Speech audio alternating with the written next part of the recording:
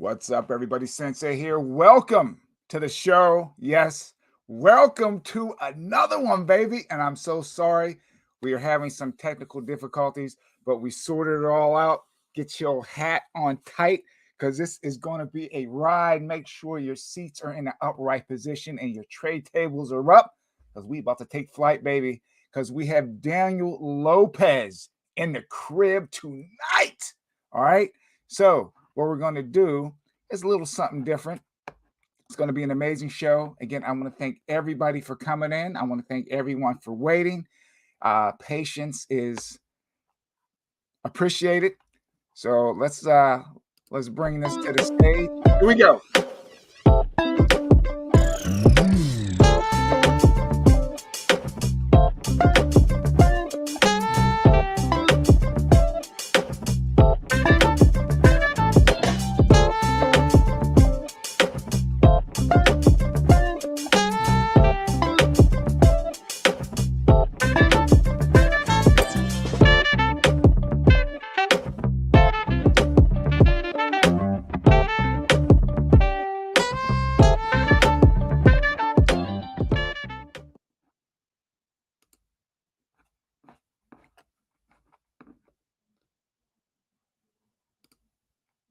And there you have Mr. Daniel Lopez. I want to bring him to the stage, give him a nice, warm welcome.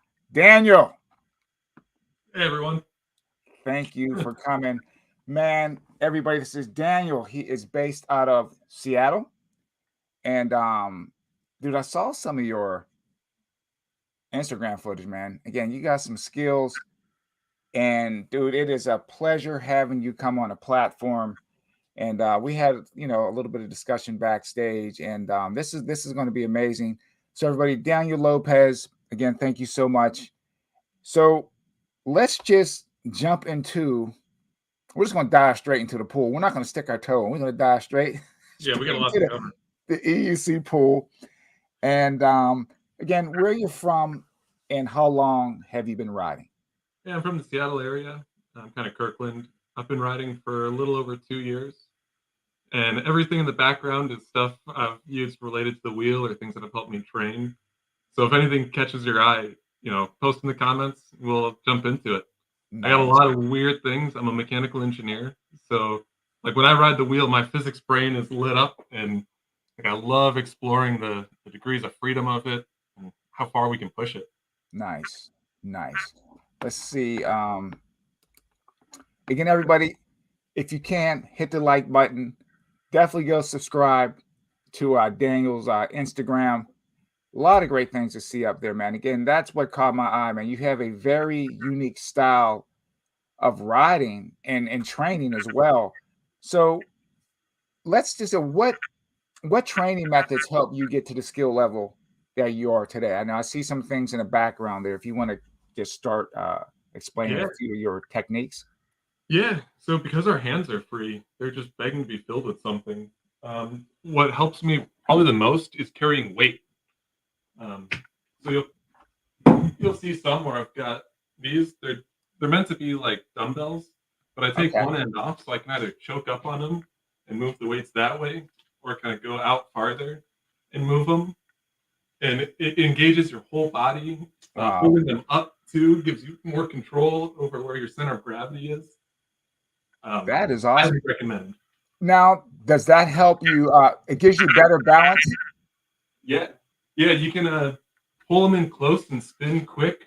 Or when you put them out, it's like grabbing onto the inertial frame of the world around you. Wow. Then your lower body moves. Nice. So, yeah. Now, what about aiding and helping people learn how to ride backwards? Would that help as well? Keep your balance and stuff? Yeah, probably a bit. What helped me the most is riding with the dog. So nice. When I ride with my dog Walter, I put a little backpack on like this, and then I strap his leash to the front like that. So this goes to him. It has a bungee, so I'm never jerking him around. But this gives me something to pull on. So if I hold it to this side, Mhm. it spins me this way. If I hold it this way, it spins me that way. Look at that. And that's been super helpful. He's actually spotting me and making it easier to ride. It looks harder, but it's easier. You know, you're the second rider to tell me that. I had another rider tell me, I think it was Ruben, was talking about learning how to ride backwards, walking a dog. Yeah. You know, he had a leash on the dog. Yeah, I think it was Ruben White. I think it was Ruben. Yeah. So it gives you this like extra force you can put on your body. And if you don't have any like too much on your head, you can even bring it up over your head and spin with it. Nice. So getting used to that kind of makes you comfortable, not always pointing forward. Gotcha. Yeah, because I saw that like on some of your Instagram posts where you were doing that, the spinning with the bungee. That's intriguing, man. I dig that. Wow. The other thing to help riding backward, I think learning pendulum first. Okay. Because then you're doing backward in like short strokes, and then you just keep that going. That makes sense. Yeah. Dale, what's happening, buddy? Wilson, thank you so much for coming. We're going to give a few shout outs here. Jill, thank you. Seabug EUC was on last week. Thank you for coming in this week. CJ, always in the house. Wilson is here. Yeah, I want to thank everyone for coming in, you know, spending time on your Friday evening. And yeah, man, we're going to rock this show out. Crazy Eye, what's happening, brother? Hold on one second here. Okay, I'm trying to man the comments. If I took the wrong comment out, I am so sorry. Yeah. Oh wait, should I just dive into other things? No, I'm just taking this one. We got some people. Hold on a second. We got people diving in. I need a mediator probably. Hold on a minute. I don't know who that is. Okay, so we're going to jump in here and we're going to start firing away on some of these topics. So, what got you into EUCs? Someone asked me on one day, and I was just like, "Yes, please." Right? Yeah, that's how it happens. That is that's how it goes down. That is so funny. That is so funny. And what was your first wheel? V11. V11. Okay. Yeah, and I didn't watch any videos on how to learn to ride, so it took me a long time. I would ride for maybe 5 minutes. My feet would get super sore. Okay. And then I'd step off, take a break for 15, hop back on, and the soreness would slowly move up my leg until I was riding around the block. Yeah, I mean, I would ride when I started I started riding like a mile, and then I would just go up a little bit, maybe 2 miles the next time. Yeah, I just kind of eased myself into it. I didn't even now. I don't go on super long rides. I think the longest ride I've ever been on was like 32 miles. But yeah, I'm not a big high mileage rider. Now, what are your thoughts on the V11 since that was your first wheel? It's got some design flaws. Okay. So I don't like wheels that have the air suspension where you have to tune both to the correct pressure. Okay. The wheel has 1 degree of freedom in that suspension. It's just one linear translation. So it should have one thing controlling it. When you have 2, they're never quite equal. So it's going to be pushing the bearings in a weird way. And then I took a good crash on it, and that it's a die-cast magnesium frame. It makes up the handle as well. The thing just shattered on me. And when I looked at it, there are big oxide inclusions in it, like basically sand and grit. It's not good quality. When I tried to purchase a new one, they were sold out. So I think a lot of people had the same issue. Look at that. So that said, it was it got me into it. I Mhm. learned a lot on that wheel.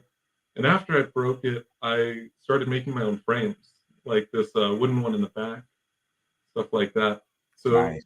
it taught me a lot by breaking. Now explain the wooden frame in the back, because I find it fascinating. Yeah. So the points of contact you have with the wheel are super important. This is a little wooden frame. It's rectangles of wood, just glued, taped, screwed together. It's nothing fancy. Mm-hmm. This one's designed for my S22. When I'd ride at this, it wouldn't have the front handle on, so it doesn't fit right now. Okay. But it kind of goes on the top like that. And it gives you this huge lever arm, so all the way from the back of your knee down to your foot for braking. So Dude, when it's that on is properly, I insane. can over torque the wheel super easy. And then when you sit down, it's nice and wide and rigid, so my hips have great control over leaning the wheel. Wow. It makes seated riding real nice. Another nice thing is it gives a ledge on the front. So when I go into sitting, I can actually hook my knees on that and sit down nice and slow. It's like a controlled squat. Okay. And then pop out. See, that's my problem going to seated riding is trying to make the transition from standing to seated, man. It just never feels comfortable for me. But that seat looks really comfortable. Yeah, the way to get into seated riding, I think, is to do it slowly. So, normally we're riding standing. Just slowly bend your knees more and more and more until you're seated. Till you're seated. Okay. And then if you have control over that full range of motion, when you need to come out of sitting, you're never losing control. You never have that like, whoa. Gotcha. Smooth. Walter wants to ride. Well, I know Walter's ready to go, man. He's like, hook me up, let's go. That's awesome. He likes to come along.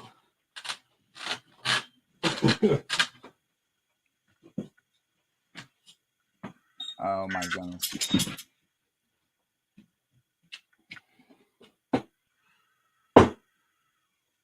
We have someone in the chat. Can't get him either. I don't know who that is. Okay. So we're gonna add, let's see, we got George. What's happening, brother? And let's see what else we got in here. So we're gonna take a question here.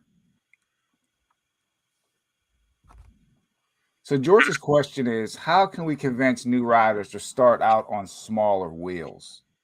What are your thoughts on that? Smaller wheels. I don't know. No. I don't know if that's something you want to do. Mm-hmm. I've only ridden really the two wheels, the V11 and the S22. Okay. So I don't have experience with small wheels. All right, I'll take a shot at this question. For me, I think every rider, I'm not going to say start out on a small wheel, but along your riding journey, you need to experience a smaller wheel. Like if you can borrow one from somebody. I know I learned on an M10 III. And the things that you can get away with on a bigger wheel, you can't get away with on a smaller wheel. It's just twitchy. So I think it actually helps you learn how to make micro adjustments easier while you're riding, if that makes any sense in what I'm saying. It seems like you're able to catch things a lot quicker, But I think every rider should not start on a smaller wheel, at least experience a smaller wheel. So related to this then, there's the mass of the wheel and the mass of the rider. And the more mass the rider has relative to the wheel, the more control you have over it. With the really big wheels, you're almost like a monkey on an elephant. Like you have to really lean out and you don't have much influence. Yeah. So one of the things I am super curious about is getting the battery packs off the wheel and onto my body. Like I want that mass. And that would give me more influence over it. That might be related to small wheels. I've seen riders as far as like have them in a backpack. I've seen that before a few times. Yeah, this mess of a wheel over here is an experiment with that. That's my V11. And wow, I'm taking the batteries off and I've put long cables on them. So in the future, I'm going to be riding with these in my hands so I can throw that weight around. And dude, that's different. As little weight as I can on the wheel. I want to be able to jump so high, like without a ramp needed, just like pop my feet off the ground at any moment. That's insane. I would never thought of doing that. Yeah, heavy bag. Okay. And with the mass, you can almost like double jump too, because you can throw the mass up and then push the mass down to get Exactly. another pop. Exactly. Yeah, you got to keep us clued in once you get that all set up. Oh, lots of craziness to come. All right, what's happening? Oh, Flip is in the house. What's happening? Spartacus, thank you so much for coming, guys. Everybody, thank you so much. Smash that like button so we can crush the algorithm. Go follow Daniel Lopez on Instagram. When this video goes up, I will make sure to have all his information linked in the description of the video. But this is what this is all about. Anybody that would like to come on a stream, you can contact me on Instagram, on Facebook, and we can set something up. I'm just trying to open up this platform so riders can meet riders, learn about each other. Doesn't matter how big or small your channel is. If you want to come on, you're more than welcome. And this is how we take and we spread the EUC love, Just all get together having a good time. Let me just see what else we got here. Okay, so what we're going to do, we're going to dive into the next question. Now, how do you feel, Daniel, about the direction that EUCs are going in, and what will you do to make some minor changes to that as far as the direction it's heading in? Whether it's, I kind of like the direction it's already going. I think there's already a lot of convergence in the designs. Like the wheels kind of all look the same. Okay. Which makes a lot of sense. They're trying to hit the same markets. But I'd love to see people taking risks on what they release for products. It's like when that lunchbox size one came out. I haven't tried it, but kudos. The Mini, the M10 Mini? Yeah. That thing got like a 4-inch tire on it, wide tire on it. It's like you get off it just sits there. It just stands there, man. Yeah. I'd love to see someone do like a 3-foot diameter tire. Like, why not? Put it on the market. Why not? I mean, losing money is probably why not, but probably sell like crazy. But that tire width on there is the same width as the tire that was on the Z10. Yeah, it's crazy. Let's see what we got. It's more of a statement than question. Oh, yeah, this is crazy. I started on the V5 at 200 plus pounds, jumped to a master 2 weeks later. I think people should start on a say V11 size wheel. Much smaller would be good to outgrow. You're going to outgrow it. Yeah, that's one reason why I got rid of the M10. It was like I liked it, but I outgrew it pretty quick. But it's a great wheel to learn, like the pendulum.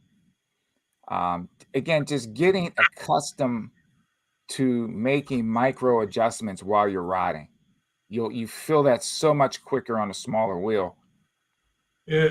On the topic of micro adjustments, learning how to pendulum with every degree of freedom isolated, I think has been a great tool to learn. So when I ride, I think of kind of 4 degrees of freedom we control. There's pitch, which is like our accelerator. There's roll, which is how you turn when you're moving. Okay. There's yaw, which is just spinning about like your vertical axis. Sorry, I'm an engineer.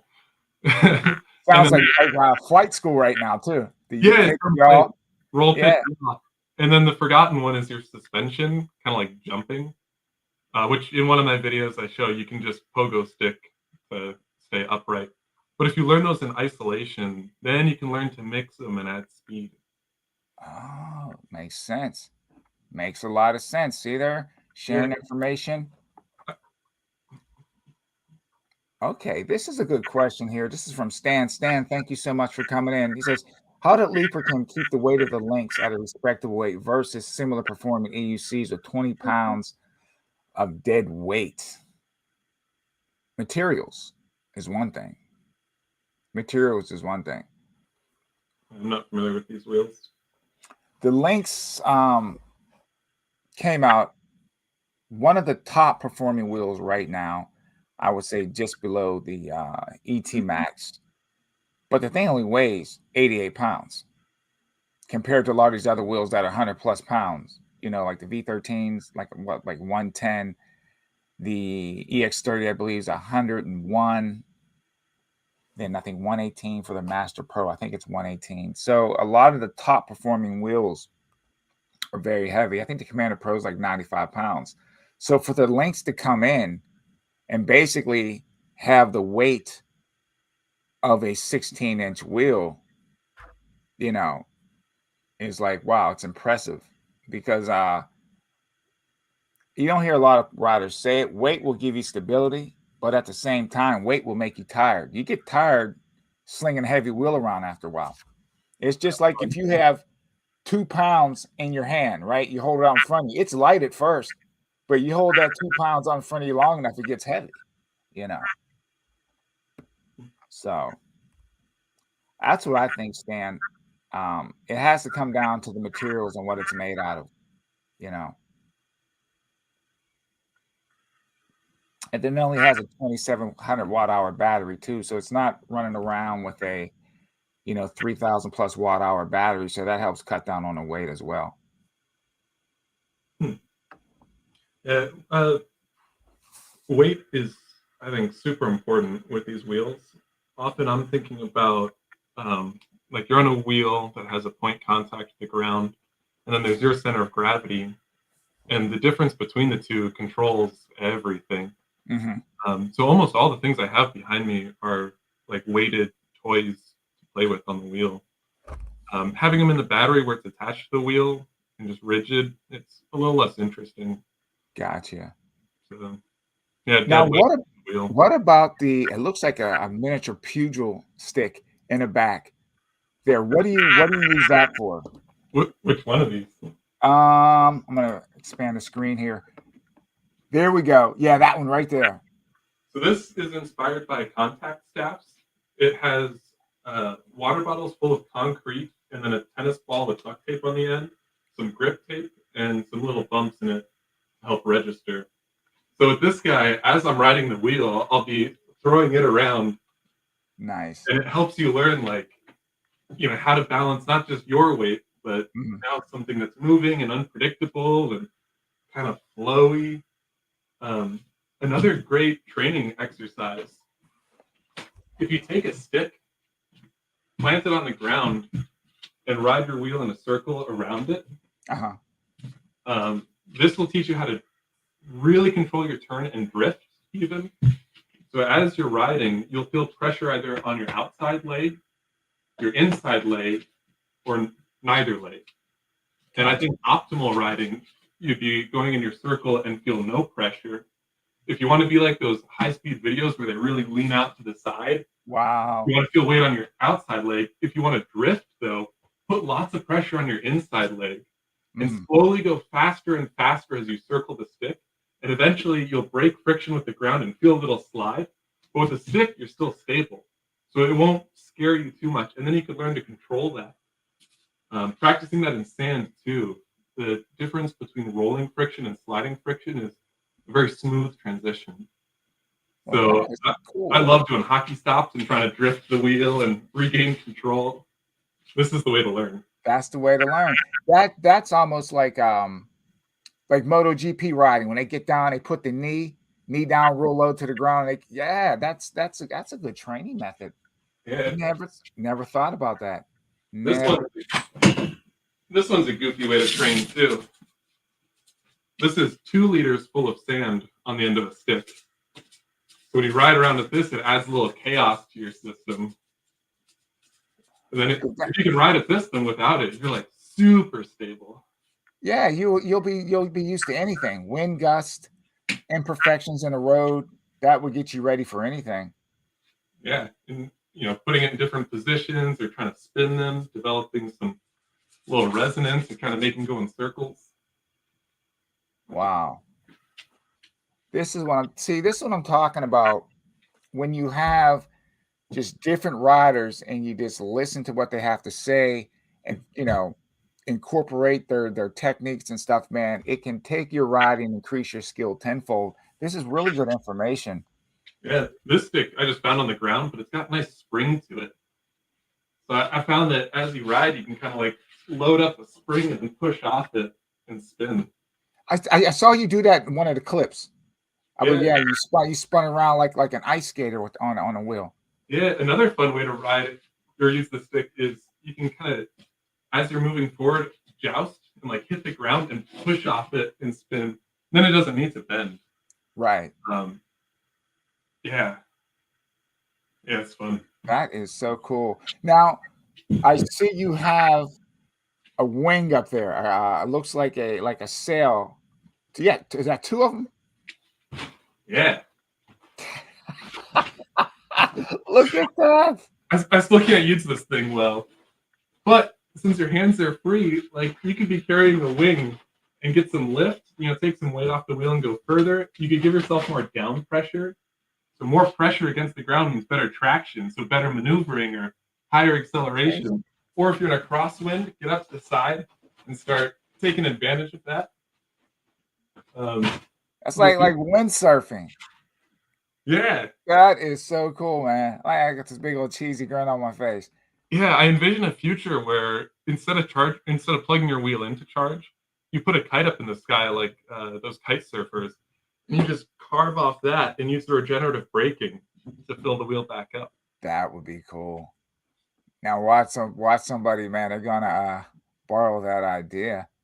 Yeah, have at it, man. These are free. Well, not the wings; they're expensive. But the ideas are free. Lifer, what's happening, man? Fresh Bones, thanks for coming in. Spartacus, what's happening? Yeah, they're liking your ideas, man. George says, great tips. This is kind of a fun one. For my rear view mirror. Oh, let's check this out. We're going to squeeze in a little tighter. Hold on 1 second. Okay. This is the bottom of a fuel canister that I polished. And I've got it on a positioning arm coming off my 360. So if I want to ride backward or ride in traffic, I've got it set so it's at the top of my field of view. So all of this is open. I can see the full road. And that's both sides, right and left. You can see. Yeah, it's right down the center. Wow. So I can see things all the way up until I can see them in front of me. So everything except directly behind me, which if you just tilt your head, you can see that too. Wow. I don't know if you can see. My camera's probably not high enough resolution. Now I got to peep that a little bit. That's crazy. Yeah, super simple solutions. Yeah, and sometimes, I mean, that's in some cases having a mirror is better than always having to turn your head. Especially if you're a new rider. I went to physical. Turning your head sometimes can just knock you off balance too. So yeah, I had to go to physical therapy because I was always doing these left turns, like, and you're on a wheel, so you have to counter rotate your body, and it's just destroying my neck. Wow, I didn't think I might be why my neck is might be why my neck is stiff. Oh my goodness. Learn something every day, man. That is so cool though. Yeah, mirrors are important. I tried out the hand ones too, but I felt like I was signaling to people. It's like cars would get confused, and I'm like, yeah, I can see that. I can see that happen. New York, they move so fast. I ain't even paying attention. Daniel's amazing. Yeah, dude, you got some really, like I said, your style was nice, man. Some good tips. I'm a bit of a loner, so I don't often share my tips with people. This is nice. You see that, everybody? This is an exclusive.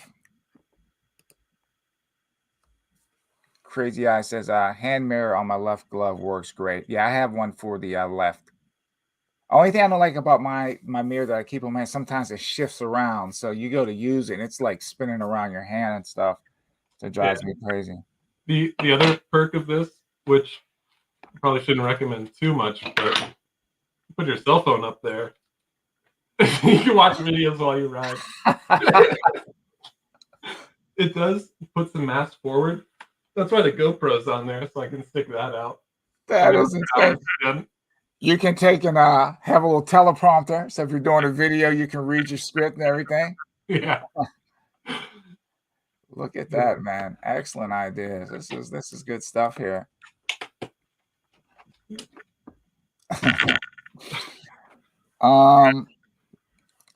So Daniel, where do you see EUCs going within the next couple of years? And to add to that, where would you like to see it go? What would you Yeah, like to see added to it? the way I see them going anyway is faster, farther range, kind of the typical things people want. The way that I would like to see them go, I think safety is kind of a tough thing. I'd like to see a bit of a roll cage almost develop around the wheel. So a bigger platform on the wheel where if you tilt too far and start touching your pedal, it drags in such a way that you can push back up and recover from it.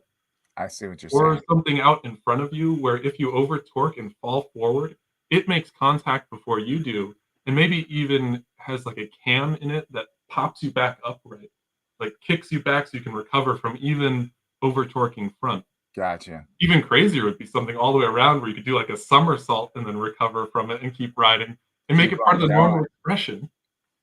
Keep on going. Yeah. Yeah, I'm with you on that. Now I'll probably get a little bit of pushback on what I'm going to say, but I think they need to start checking off smaller boxes. You know, just like some of the things you said. Right now, to me, wheels are fast enough. I mean, 60 miles an hour, 55 miles an hour. Unless you're racing, for me, I really don't need to go that fast on a major road. For me, anyway. Other people, again, you ride how you ride. But I think now bring up the quality, better battery tech, more safety measures on the wheel. I think these are the things that we need. Even better regenerative braking. If there's something, if we're not going to get higher density batteries, maybe something that can give better energy consumption out of the batteries. You know what I mean? So if you're rocking like an 1800 watt hour battery, maybe it can give you the same mileage as a 2700 watt hour battery, something along those types of lines. But I think the little things is what they need to start checking off on EUCs, you Yeah. know. I'd like to see batteries that are removable or able to be disconnected without having Thank to you. pull out an Allen wrench. Thank you. I've ridden in the rain, and on the S22, the power button doesn't have a seal on it, so water got up in there into my motherboard, shorted the power switch and started freaking out, and eventually shorted the motor wires. And What? as soon as I got home, I took it apart, disconnected the batteries, but there shouldn't be, 8 Allen wrench screws between me and unplugging the battery, I especially agree with if that. it catches fire. I agree with that.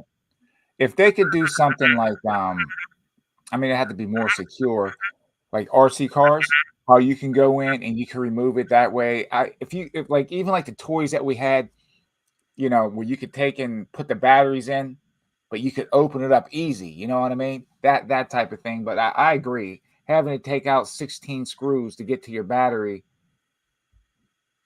yeah, that's kind of inconvenient. Or I would like to see on EUCs if they come with the standard batteries, but they have a compartment where you could put extra ones if you want. If eventually you want to add an extra battery to it to up the watt hour on it, that'd be cool too. Yeah, because if you're doing a short ride, you don't need that extra weight, and that's more fun Exactly. when it's lighter. Exactly. For helmets, a great tip, like we should be wearing helmets. If you don't enjoy wearing your helmet, put more accessories on it. So I got music in here. I got a headlamp. This light I call my day maker. Like it is so bright, it'll blind anyone coming at you. Dude, that's like Iron Man's Ultra Beam, dude. That Yeah, thing is your bright. helmet should be so fun to wear it that when you're not wearing it, you're like, oh shoot, where is that thing? I want to have fun. Like something's missing. Yeah, I agree. I stand behind that. Protect your dome, everybody, as much as you can. That's funny. Here we go. Yeah, Lifer. I know they have it up in New York. And other places are starting to do it too. Lifer, you're in Colorado though, right? If you typed, I think that's where Lifer's from. I'm from Boulder, Colorado. Oh, that's where you're originally from? Yeah. Nice.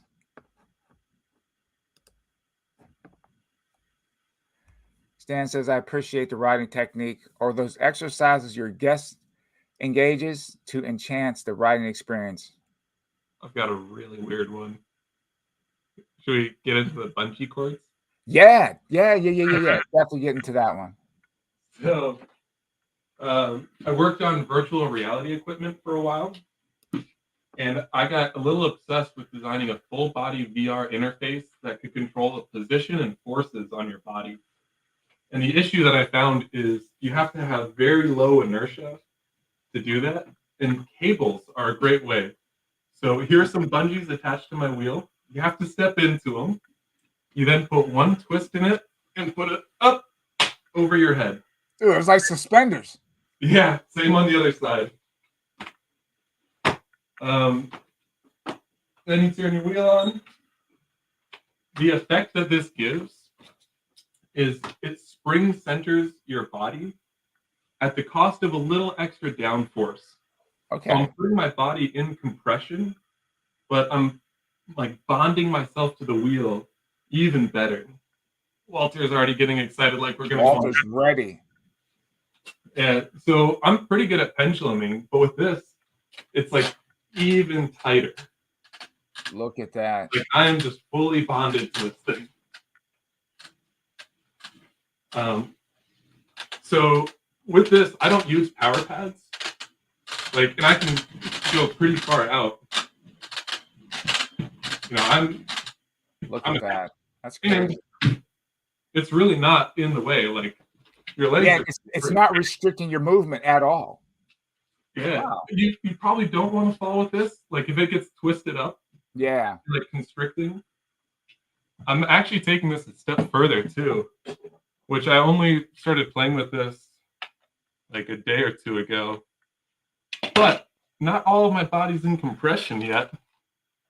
There's one piece missing. That's my neck. So with a few carabiners, and this is going to look a bit weird, but trust me, it is the best riding experience. You saw it first here, man. Wow.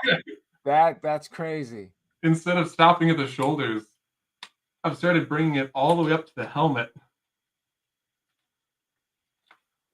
So it clips on like that. And now my head even is spring centered.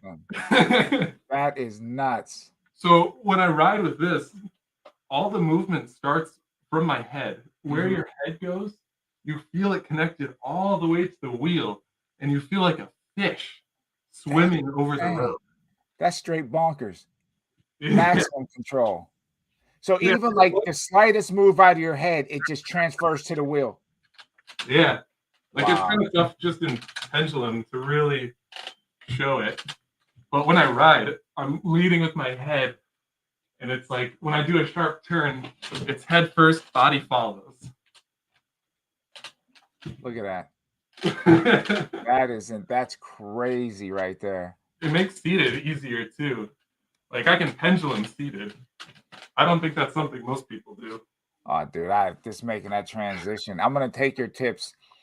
The weather just sucks up here right now, and practice that.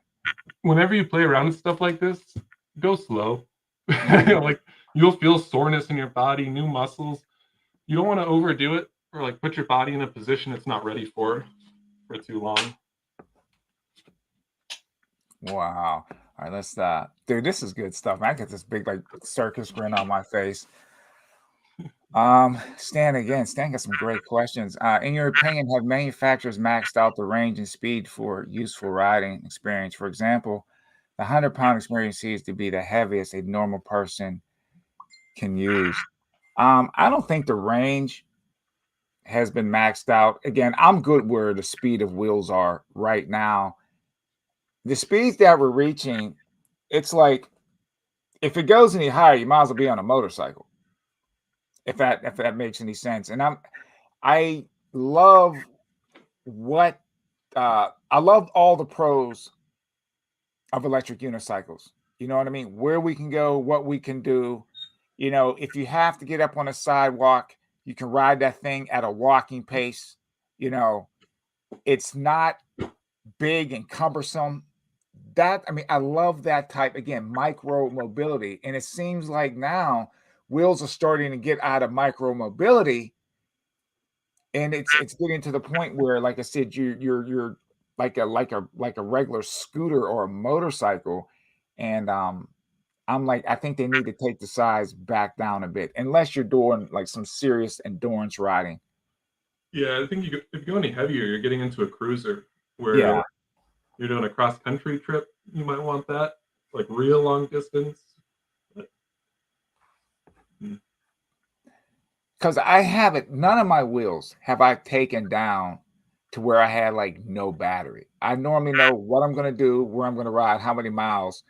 So I'll adjust accordingly, and take the wheel that I need as far as battery goes. So, yeah, and my then if I need V11, something, ride. I mean, charge. the V11 used to give me range anxiety, but Mhm. I haven't had that in a long time.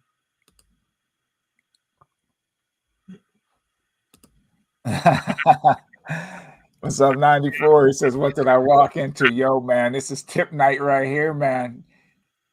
I got Learning. some more unique ones. Yeah, very unique. Yeah, we're gonna dive into those things. He says, "Do you know Chooch?" I don't Because think Chooch so. is out. He's out in Colorado. So I'm in Seattle now. I grew Mhm. up in Boulder, Colorado. Okay. I do not recommend falling. No, I've you don't tried want it. to fall that I'm not on. a fan.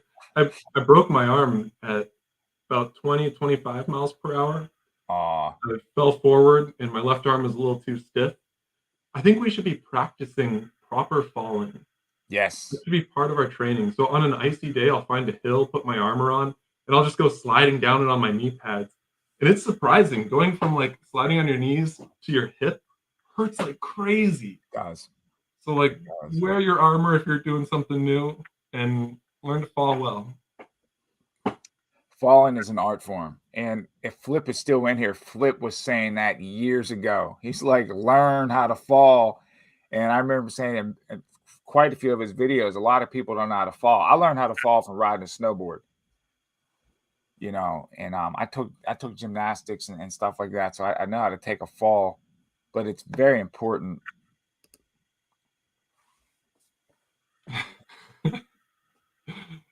All right, I'm gonna let you handle this because I don't know this I one love the very. design of axial flex motors. I don't know too much about their performance compared to Mhm. radial. Okay. But if it's got weight reduction, like hell yeah. I'm not going to discriminate on motor designs. Even if it was like a wheel where the motor was some little thing off to the side, touching it with friction and Mhm. like spinning to rotate it, like who I cares got what it it. looks like? Performance. And I think that too is that a lot of times riders will say how heavy the batteries are. And I remember working on a Tesla, me and my buddy Kirkheet, we were doing some upgrades to that thing, and we took the motor out. And I was so surprised how heavy the freaking motor was. The motors are heavy. People always say batteries. I'm like, man, that freaking motor is really heavy. Yeah. Yeah, maybe 11 wheel. See? That's pretty decent. A lot of Yeah, weight. it has some heft to it. All that copper winding and magnets in that thing. So if they could reduce the weight of the motor, I love how simple EUC is. Like battery, motor, control board. thank you. Suspension. Thank you. And this is my gripe. And I say this so much. You open it up, it's so simple, but they keep increasing the price of everything. I'm like, there's nothing to it. Like you said, battery, controller, a motor, now some suspension, and they just keep cranking up the freaking price. Yeah, there is a weakness to that simplicity in that we got one wheel. If it fails, you're done. Your Yep. car can ride with a flat, but Scooters, same thing. E-bikes, same thing. Yeah. I've gotten a flat too, and you know that like little denial you get, like you try to keep riding as it gets squishy, like no, surely it's not losing air, and then you feel the rim, and oh, I'm calling an Uber. Oh yeah. Yeah, man. Is there any food, man? I love Mike's channel. Yep, exactly. He would do drills, falling. Yep. I'll have to check that out. Yeah. Great channel. Is there any food? Highly recommend his channel. Highly recommend his channel.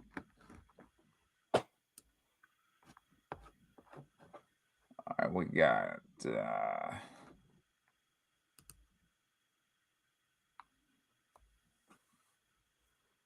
okay, Crazy Eye says analog skater back in the day. I learned to fall young. I heal I heal slow at 46 years old. So falling well is a much needed. Yeah, it is. I agree with you. I agree with you. Learning how to fall will definitely save you some skin and some broken bones. Yeah, I'm 32 now, and I don't heal as fast. Yeah, man. I got a few years on you guys, man, but I still heal pretty good, man. I got whacked really good a few years ago. And when I went to get worked on, man, the physical therapist was like, "Man, you healed up like Wolverine, man." He's like, "What are you doing?" It's crazy. Um, I did not ride a regular one first, but I tried it afterwards. And I gotta say, the bungees on a regular unicycle also helped me a lot. Nice. With a regular unicycle, there are like 3 points you're putting your weight. There's Mhm. left pedal, right pedal, and the seat. And if you bungee that seat to you, you can stand up on just the two pedals without the seat falling out from underneath you. So now you only have 2 points to worry about. Um, it's harder though, definitely harder. Yeah, I always wanted to try. I came close to buying a regular unicycle. I think I'm still going to get one. I'll wait till the weather warms up a bit. Oh, here we go. Missed this one. Yep, I set her up with some suspenders. Yeah, yeah. They know each other, and yeah, man, they both got some sick skills on the wheel. She learned so much faster than me. Like she is an impressive rider, and the videos she posts doesn't do it justice. I Yeah, should really be cameraman or something for her so she can cut loose. you guys gonna have camera day. Yeah.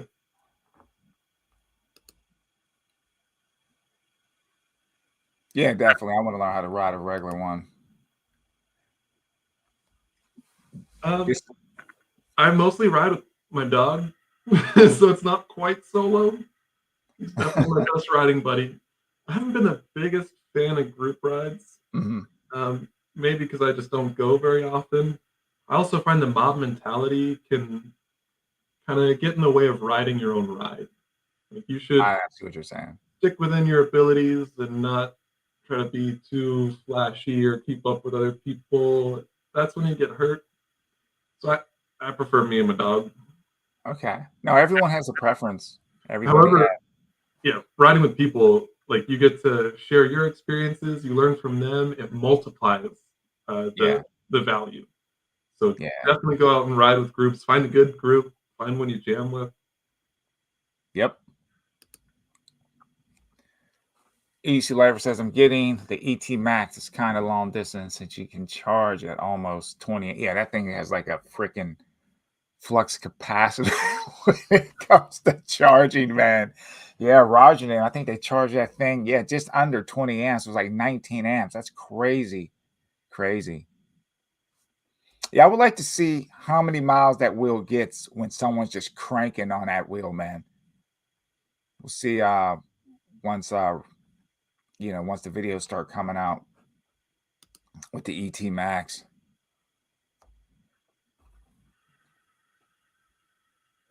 This is another good question statement. I agree with the simplicity of the EUC and the pricing. Why haven't other countries jumped on the manufacturing because of the simplicity or the parts difficult to obtain? Nah, dude. I think if they were made like anywhere else, you might have legal issues, man. Yeah, and yeah, they don't need it to be electric. I think we could still design so many different types of similar vehicle. And a gasoline one, man, range would be insane. It would. You would Actually, need, had someone asked me that too. Could you do a gasoline? I'm like, yeah, you could. It'd be yeah, and louder.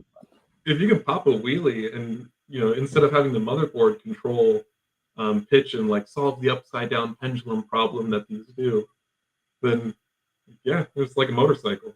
Mm-hmm. Oh, which I find this hilarious. This is a motorcycle. What people call a motorcycle is an engine bicycle, but motor is electric to rotation, and cycle implies one wheel. Bicycle is two wheels, and engine is gasoline to rotation. So Look at that. I didn't these are know that. motorcycles. I didn't know that. Learn something. Wow. Pedantic. That's good stuff, man. Ron says he's definitely tried suspenders. Thanks for the tip. So here's another tip, and this is not for everyone, but on my pedal, right at the front here, I've 3D printed a little hemisphere. I call it my toe ball, and it like gives me so much more control. Okay, could you bring it closer? Now your toe hooks into that. Let me see.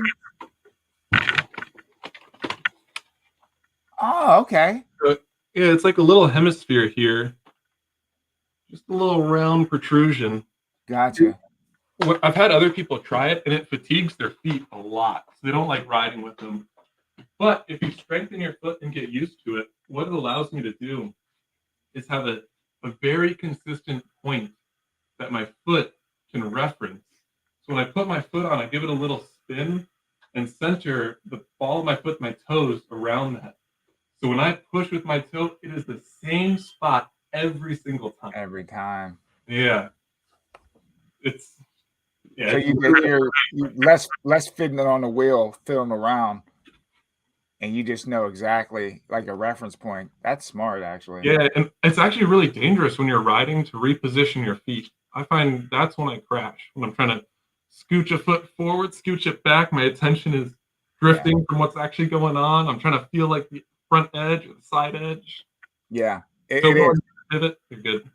Because I had said that in videos too. I said, worst case scenario, if you're not comfortable doing that, slow down and stop and readjust your feet and keep on going. If you don't feel comfortable, do not try trying to readjust your feet, because it doesn't take much to upset the wheel, especially at higher speeds, man. You get yourself foobarred like that. Yeah.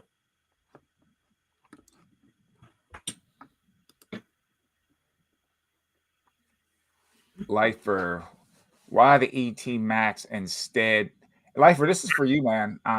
Stan's asking, why the ET Max instead of the Lynx? Oh, he might have answered it already. Okay, he did answer. He says top speed is much faster, charging tubeless tire, and I like the look of the Max. I like the look of the ET Max too. Yeah, that's a big wheel though. I think it weighs like about 110 pounds, I think.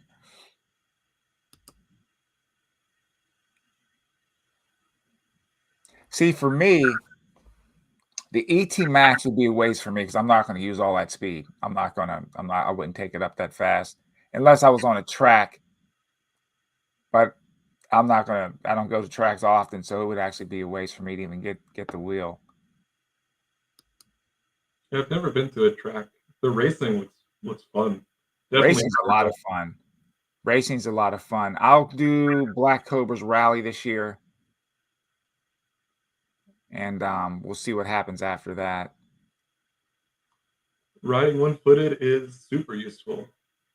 This is an area where I think we should be paying a little more attention to. We're able to pilot the wheel with just one foot. Like all you need is 4 points of contact to control those 4 degrees of freedom. You can do it all with one foot. That's awesome, but it's also a bit of a liability in that you could unconsciously be favoring one side more than the other. And then you'll start feeling a stress injury, like, oh, my right knee is always, taking up all that torque when I turn, my right foot.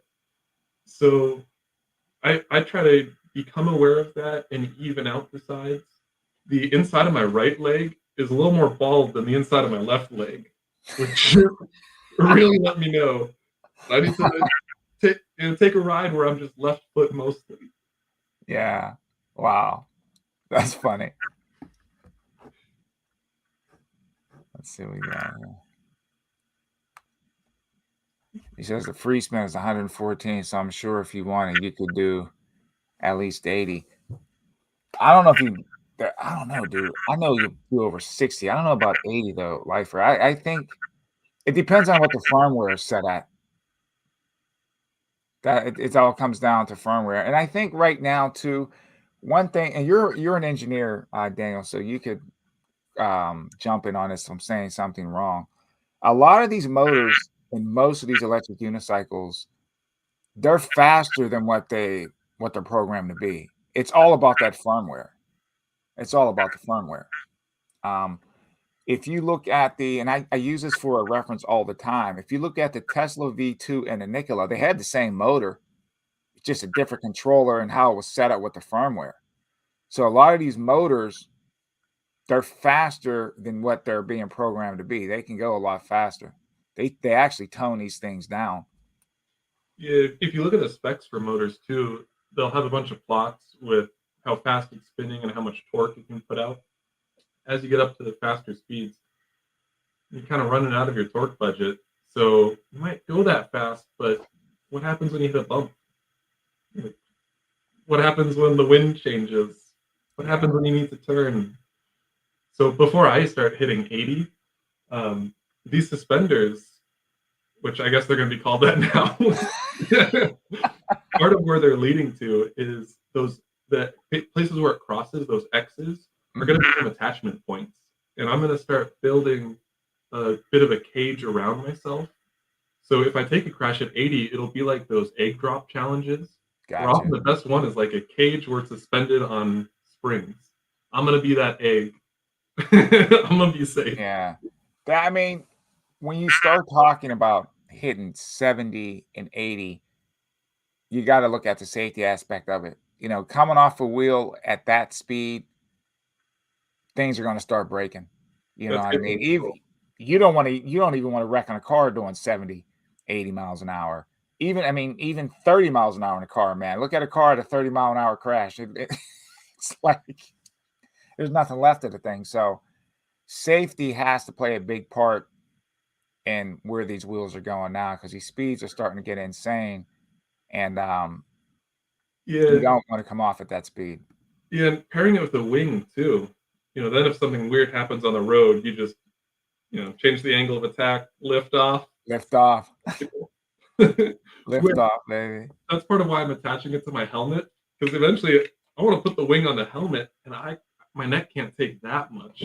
I'm going to need those suspenders to take the weight from the wing when I give myself lots of lift or lots of downforce. Almost like a hang glider, in a sense. Yeah. You know, it's crazy. That wing off to the left, I was watching a YouTube video and guys had it. They were riding a snowboard. And they had it and they were trying to figure out. And they actually got some air off that thing too once they figured out how to maneuver it. Yeah. Yeah. This is the smallest one that I got.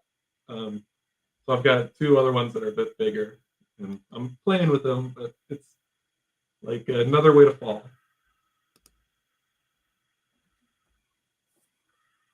Oh yeah, definitely Bones. Roger or Don are definitely going to let us know if you can hit 80. Even Ronan Ryder out of New York, he'll let us know too. He'll take that thing into Cutout Tunnel and run it. Yeah, there's some fast riders out there. Lifer. I just want to be able to cruise at 60. Wow. Yeah, dude, I give you guys credit, man. And after, and I say this every stream, like after I got whacked, I'm good with speed, man. It's just it just doesn't feel good. It doesn't feel good hitting the ground at that speed like that. Yeah, I feel like it changes how the wheel responds to your inputs too. Mm-hmm. It's something that you should approach slowly and keep carving at every increase in speed. Like you should almost be retuning your control system and learning all the maneuvers at that speed and staying aware of it. It can be easy to just forget how fast you're going because to you, you're just standing still on a wheel. The world was moving. Yeah, that's so true. You get accustomed to the speed. It's like when you're driving in a car and you're driving over 100 miles an hour. Not that I've ever done it, but anyway. But when you slow down, that's how fast. That's how you realize how fast you were moving. Yeah, or when your favorite music's on, like, ooh, Yeah. feels good. Oh my goodness, that is so true, man. You're in the zone. Once you're in the zone. George says, I'm designing a suit for high speed crashes. I'll take a couple years, but springs built into the suit are part of the design. They had, it looked like a body airbag. I was watching, again, I watched so much YouTube content. And before you'd hit the ground, the thing would create like airbags around you. Yeah, that type of thing. Yeah, so long as it doesn't fire off when it shouldn't. Oh, yeah, that would suck. Airbags, yeah. A lot of people get messed up from them airbags too. They don't tell you that. Yeah. Bones. I want to go 80. So you Yeah, ride 45. I mean, that yeah, makes sense. that's a great point. Just because it can go 80 doesn't mean you need to, but you'll feel Yeah, much more comfortable at a lower speed once you can. exactly. And that's a great point too, where you're hearing people talk about the speed of VUCs, right? And then this whole, and I'll do another stream on this about regulation and stuff like that, because I was actually having a discussion with some people, and it's like cars, you know. Most cars will do well over 100 miles an hour. I mean, get your Corvette will do 180. Some of them do 200 miles an hour, depending on what's done to it. But you can still drive it on the road. Car's only going to go as fast as you make it go. Same thing with EUCs and any other thing. And they're always talk, oh, it goes this fast. You can only have some countries a 250-watt motor. 250-watt motors are waste unless you're a 5-year-old kid. You might as well even have a motor on a bike for that. So whoever came up with that just needs slapped in the face because it makes no sense having a 250-watt motor on any electric vehicle. The thing's only going to go as fast as you make it go. You Yeah, know. and if they make regulations that are a joke, I'll glue 3 wheels and a steering wheel to it and say I'm a car. Like I'll There be you just go. as goofy. And I think we'll dive into the regulations a little bit. I think it's a money grab. I think they see how popular the stuff is becoming, and they're using our safety, our safety as a way to kind of slide it in, which is just ridiculous. Yeah, that being said, ride within your capability. And when you're on roads, I try to make eye contact with drivers. I give them a nod. Often just getting that little connection, them Yeah, knowing that they're seen, it goes a long ways. it does. And just ride with common sense. Um, I was speaking with someone. I don't want to like give out too much information, and it was to the point where he was like, "I'm not regulating anything." He goes, "I bought this because I didn't have to get it registered and the plate and all that stuff." And he goes, "Even if it comes down to it, I'm not going to do it because we're not motorcycles, we're not cars, and we're not, and I don't want to be." This is what's great about the whole micro mobility movement, if that's what you want to call it, is that we don't have to do all that type of stuff. So I think they're starting to put the cart before the horse. All right, so what if you had two choices? And in motion to go, King Song called you. I was like, "Hey Daniel, what would be two features that you would like to see on one of our future wheels? What would that be?" That's tough. Um, I like modularity, being able to remove stuff. So removable batteries, I would put Yeah, that pretty high.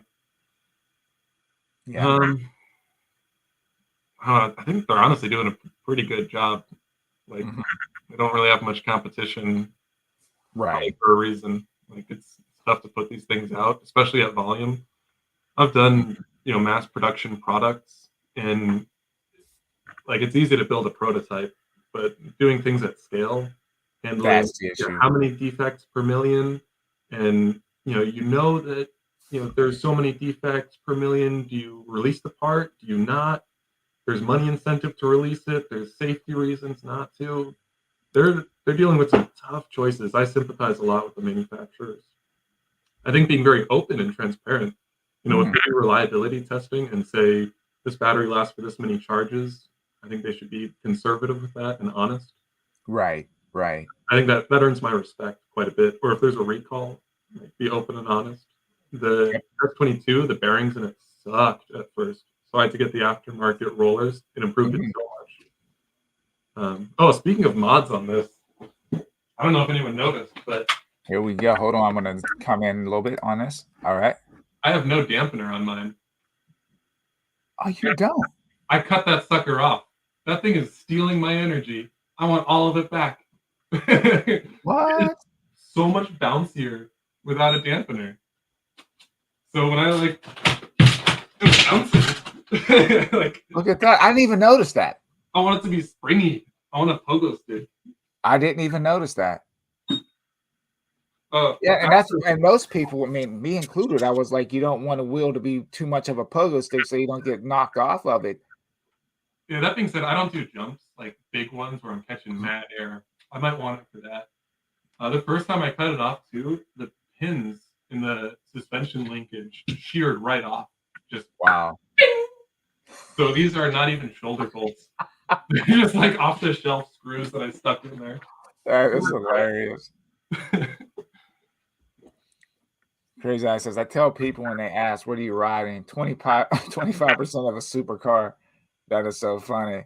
The Master is still a fact. Yeah, Master, what it was coming down for me, I normally don't announce what I'm getting. It was either come down to a Commander Pro or a Master, and I mean, a Master is more than fast enough. And the great thing about the Master is the weight of it. You're not lugging around. You get the performance, decent battery, and it's not super, super heavy. That's what's appealing. And you got the suspension. That's what's appealing about the Master for me. But it's like the old saying, driving a slow car fast and a fast car slow.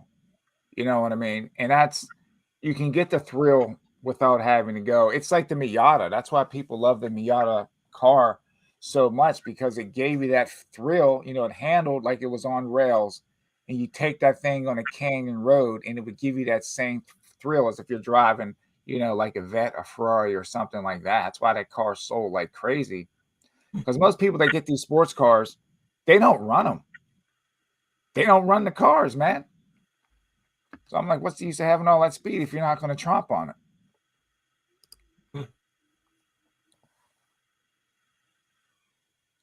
I have no idea how horses are regulated. Dude, I understand what George is saying, because I see the same thing, George. You can ride a horse on a freaking road. They can't do nothing to you.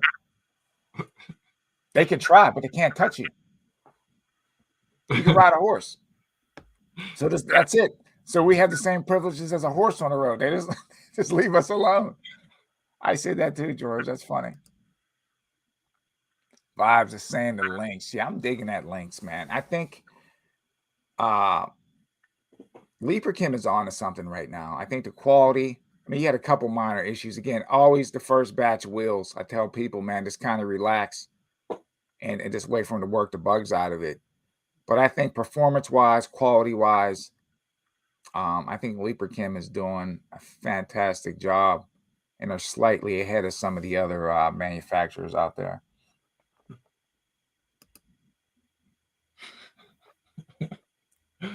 Apparently, I got to check out those links. Yeah, you got to check it out, man. It's really, again, I haven't got a chance to ride it, so I'm kind of gone off of the opinions of other people. Hopefully, within the next couple of weeks, though, I will have a good surprise for the channel. Hopefully, the weather holds up. If the weather holds up, everything will work out. Because I was supposed to demo another wheel, and the weather was horrible over here. Just rained out, man. It ticked me off.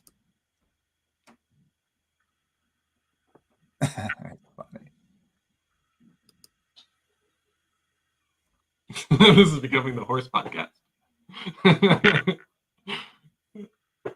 Dude, yeah. 100, yeah, it's 100%. You can ride the road. It was I think his name was the Dreaded Cowboy out in I've seen that. Chicago. And the first time they arrested him, but they had to let him go, give him his horse back. And then the second time, he had a full escort and they had to let him go. He was allowed to ride. You're allowed to ride, you know.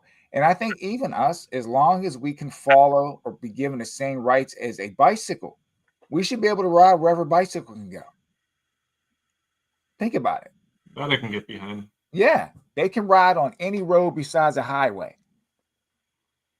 Yeah, I wouldn't feel comfortable on a highway with the wheel. Nah. Me now, one thing I will say, if I had to get to where I'm going and it has a wide shoulder, then if I had to, I would ride on that wide shoulder if I had to get where I can get off the highway.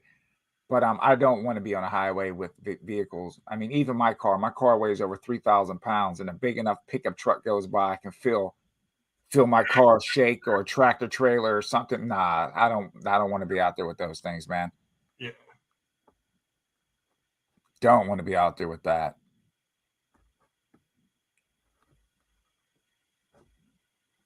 Hold on 1 second. I'm getting a.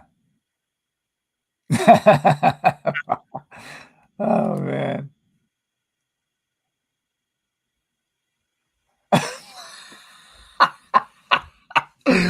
Oh man, vibes. I can ride a horse. I had a horse as a kid. Well, I had a pony as a kid. I can ride actually. They probably flip off. Man, you got a vegan riding a horse. You're not supposed to be riding a horse. I don't know how that connects. Yeah, well, they animal cruelty and all that type of. They flip, dude. I'll tell you a story off camera about this. People get crazy, man. But no, I learned how to ride a horse when I was a kid. As long as you're not chewing on the horse while you ride him. There you go. Stan with the questions tonight. Awesome, man. He says Marty has been receiving aired. Oh, yeah. Even though the range and speed have been increased, quality control seems to be haunting manufacturers. Why do they make new models instead of improving? I can back you up on that too. I agree with you on that. I think right now they're flooding the market with so many models before they're perfecting the other models. And I say get it right. Get it right before you make something else. I agree with that. It seems like they are going back and correcting some. Like the V11 looks like that got an update. The S22 I think now comes with roller bearings. Yeah. So we've gotten feedback from the audience, which like user testing is so hard to do, and companies should like when they release something into the field and it fails, they should be paying money to get that back. It is so valuable to have failures and do that forensic analysis and figure out why did it break, and then go, oh, our molding has inclusions, or oh, the bearings just suck, or I had no idea people would ride it like that. Like, we need to change it. Yeah. Yeah, I agree with you on that one too, man. They need to better testing. And it can't be the type of testing where their feelings are going to get hurt. You know, that whole thing. When I was working on virtual reality equipment, Reddit was fantastic. Like, you release the product and then you check the Reddit page, and then you respond to people on there, you solve their problems, you send them parts. Like, they were so useful for us. They tested things you never would. Video game markets like that too. At least it used to be, until streamers messed it up. Did they? Oh my goodness, yeah. I'm probably going to get heat for saying that, but yeah, they messed it up, because it's like, hey, I'm getting slid some extra cheese under the table to say good things, even though I know that the game is complete trash. It been bought. Yep. I'd probably sell out too. I got a price. Probably. At least you're straightforward and honest. Yeah, Vaz, I got the James was a good dude. I wish James would come back, man. Hopefully James makes a comeback to the EUC scene, man, because his channel was awesome. And I miss his videos. What happened to James? I don't know. He just stepped away from it. I don't think he ever really gave a explanation why. it was like he gave his wheels away and he was out. He had another channel, something 360. I can't remember the name of it, but he hasn't uploaded on I think in a long time. I'm not even sure if it's still up there. Beyond 360 was his other channel where he would go to different places and explore and give you a whole analysis of where he is and that type of stuff. But his EUC channel was awesome. He just walked away from it.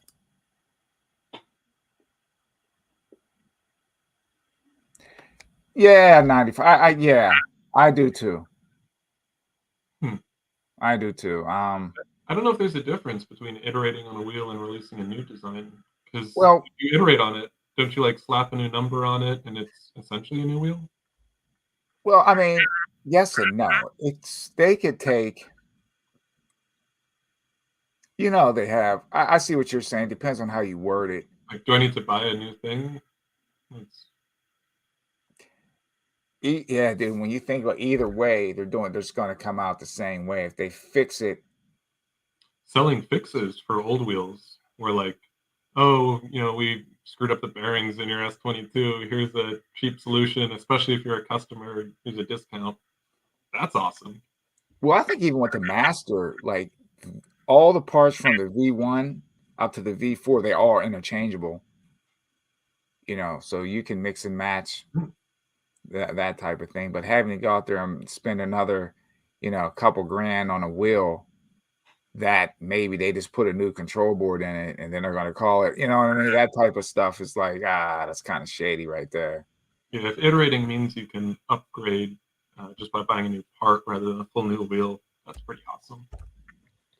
Yeah, I support that. Yeah, because they're not cheap. These things definitely aren't cheap. Mm-hmm. Yeah, I have to just, doing errands on the wheel. I can't point the right way. For a while, I didn't even have a car. I just used the wheel for commuting and groceries and everything. It was fantastic. Dude, that's the way to do it. Yeah, it's when I got a dog. It was like, if something happens, I need reliable, safe transportation. Right. Crazy. What's up with this is that but Go is like weird in a sense because I was looking at Marty's latest video on a Commander Pro GT, and he popped that wheel open, and I was like, wow, that thing.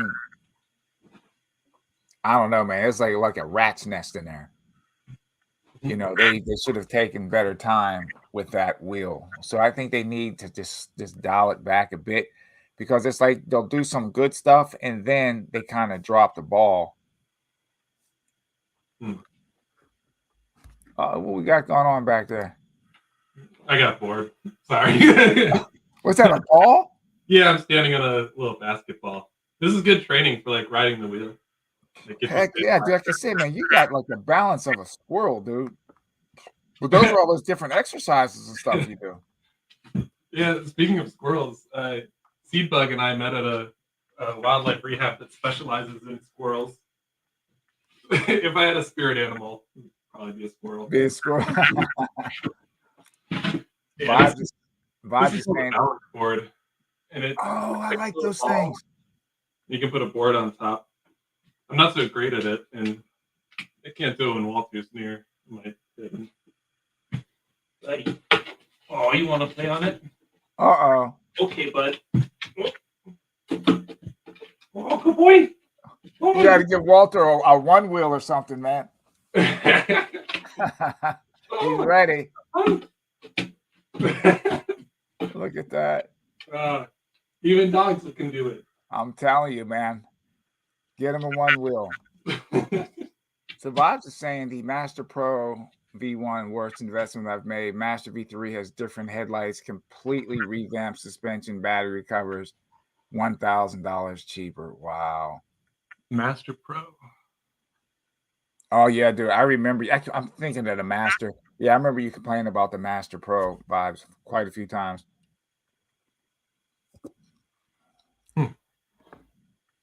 All right, we're going to start winding down here. Get through these questions.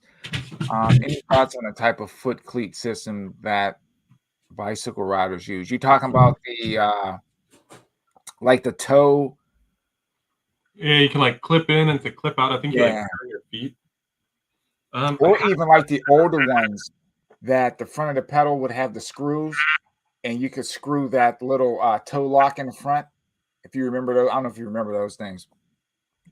I know that I've used the cages before, where it's just like something you slide your foot in. And the nice thing on It was a version of the cage. It was a version of the cage, but it was made out of like a hard type of plastic or acrylic. And it was like so it was shaped like this, and your foot would slide in like that, and then you could just pull it out. Yeah.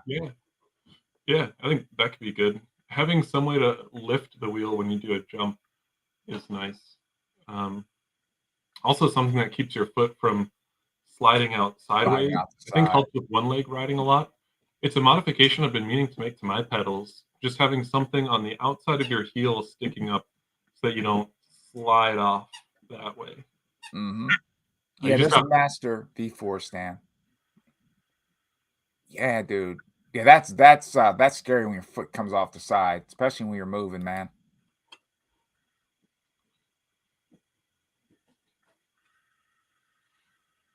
While talking about the Pro V3. Yeah, that's a big old wheel. Someone had it, and that I think that's the one I said it weighs like 135 pounds, bro. That's I a weighed, that's a lot of weight. I weighed mine recently and it's 70 pounds about. Mm-hmm. So what do you think about all the screws? I try to minimize fasteners when I'm designing parts and try to keep them the same so you're not reaching for different Gotcha. Yeah, driver size. makes sense. That wooden frame, when I put that on, I fasten it in place with paracord, and I use what's called a trucker's hitch knot. Everyone should look that up and learn it. It's like 3 slip knots. It gives you a pulley ratio. You can make it ratcheting and just cinch anything down, and then quick release and just pull it and it's off. And it's a trucker knot? Trucker's hitch. Trucker's hitch. Okay. I'm gonna look Yeah, that up. it's famous for securing loads on trucks. Trucker's hitch. All right, we are nearing clipping in. No, thank you. I'm locked in enough with my Grizzly Flow knockoff. Grizzly Flow knockoffs. Yeah, the more that I ride, the more less I like to be locked into the wheel. I mean, I learned how to ride without pads, so I'm actually going to make an adjustment tomorrow on my RS with the pads. I went out tonight to run to the store real quick, and I jumped on the wheel, and I was just, nah, man, something just feels off. Yeah, the pads give you a longer lever arm. Like when I was showing the wooden frame and talking about that. Uh-huh. The bungee cords do the same thing. So when I lean forward, I'm pulling on the back of the wheel, and when I lean back, I'm pulling on the front through the bungees. And it distributes it all the way up to my hips. So like I can use my hips or my shoulders or any part. It gives you a real long lever. That's It does it interesting. without constricting motion. So you can really throw the wheel out and like stick your feet out. And I love that freedom too. Like breaking my arm taught me a really good lesson. When you're recovering, you first focus on range of motion without any force. And then after that, you focus on force over that range of motion. And after that, you focus on controlling a dynamic force over that range of motion. Something like throwing a ball or doing something rhythmic, where it's not just the position and static force, but it's something fluid and dynamic. Same thing with the wheel. Expand your range of motion at a low speed where like you learn how to twist your hips all the way and you can look behind you and then start doing that where like you're actually using some force and then get into the dynamic where you're doing something fast and quick. And you'll find like instead of falling over where it's like, how can I drive sideways? Your hips will just turn and you'll be going backward and you'll be going forward. And suddenly you can like strafe sideways in these quick little zip, zip, zip, zip, zip. That is, yeah, that is good tips right there. And it's a lot, your hips are important. And that's even like in a lot of sports, man. Your hips play a big part, whether football, basketball, baseball, when you're hitting. Same thing when you're boxing. You get your hips and into your punching. Good tips, man. Yeah, and you don't want to rush it. That's when you pull muscles or you fall or like you get hurt. Yeah.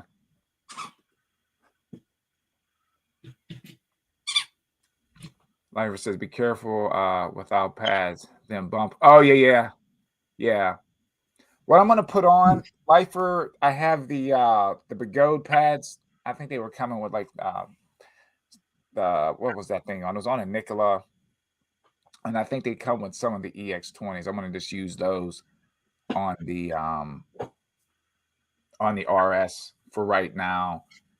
And then I have some Alien Ride pads to put on the EX20. So Yeah, I had a speed bump in the dark that I didn't see, and it just launched me in the air. oh dude, that's a given. Yeah, dude, that happened to me too, man. Had some hang time like Michael Jordan Yeah. hanging around there.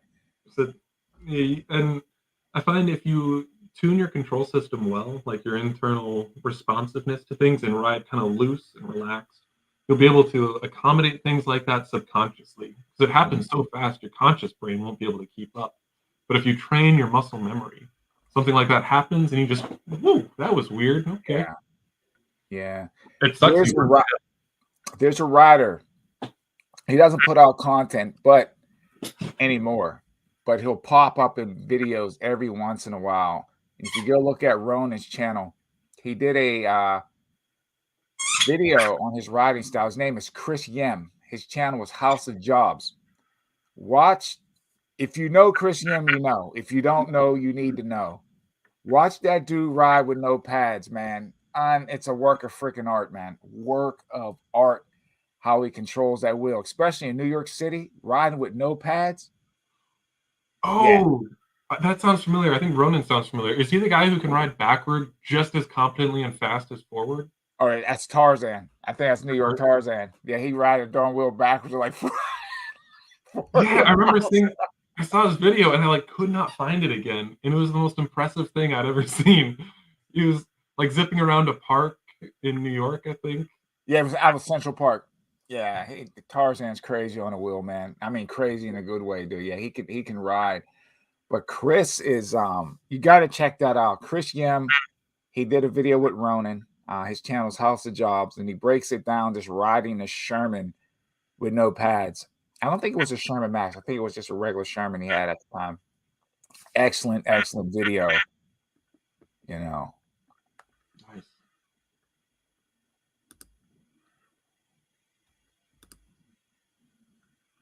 Oh yeah, man. Yeah, you definitely got to be careful with that, crazy eyes. Typos. No, we got you, bro. All right, everybody, we're going to start winding the stream down. Again, I want to thank everybody that came in tonight, especially Daniel. Thank you so much, man. This was awesome. I mean, the tips that you gave, the exercises. I'm actually going to try to do my little version of the balancing stick you have there and ride with that. Yeah, I can leave you with one last. Okay, here we go. Let's go. This is another old frame of mine, but I use it as a stand now. So you can do stationary exercises or explorations. Just put your wheel in something stationary and hop up on there.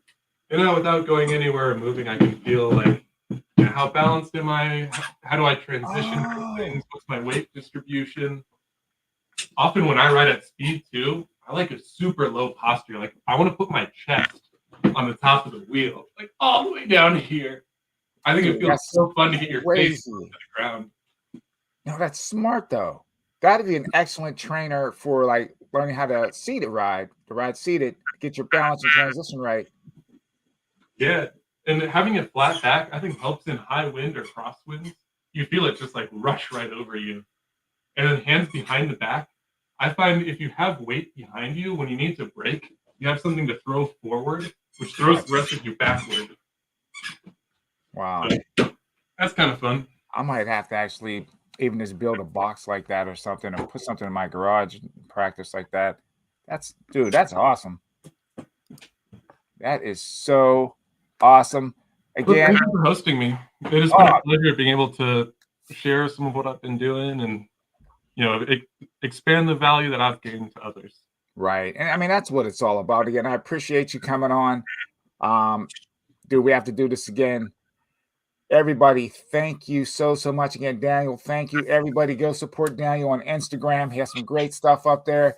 And this is what it's all about. I don't care how big your channel is, how small it is. If you want to come on, you're more than welcome. You can contact me on Instagram, Facebook. You can leave me a message even on some of the YouTube videos, and we can arrange something, and we can make it happen.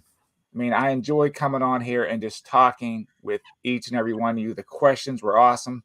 So everybody, thank you so much for coming in. You enjoy the rest of your Friday, what's left of it anyway, depending on where you are in the world. Again, you remember, you get on your wheel. You ride it like you hate it. I'm Sensei, and you're Daniel Lopez. That's it, man. Everybody, thank you so much. Happy Friday. Feel free to Hello. reach out. Good night. Daniel, thank you so much, brother.